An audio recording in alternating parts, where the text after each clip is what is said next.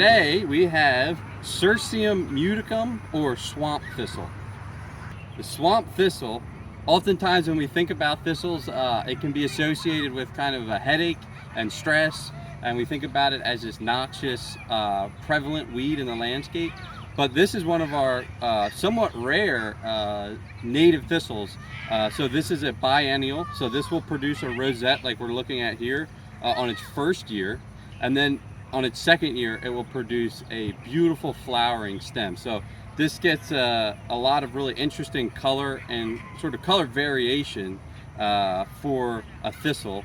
For all the plants that give us the headache, when we think about our native thistles and the ecological value they bring, I always try and sort of advocate for them. Because of the sort of some of the problematic species, we actually only have really 2 non-native invasive thistles and then 5 other species that are native to our area. So we have more native than non-native species, and this is again one of them, and it brings really a lot of joy to plantings. It's just a beautiful, textured, colorful, vibrant plant. It is really lost its abundance in southeastern Pennsylvania due to habitat loss. So this likes to grow in somewhat of a wetter open meadow condition.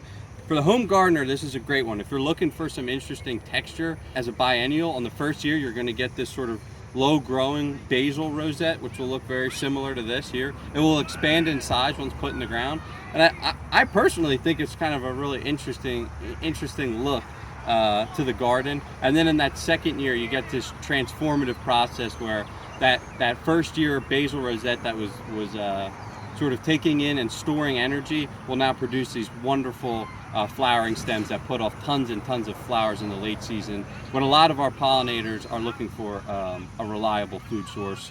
Our next sale will be August 30th.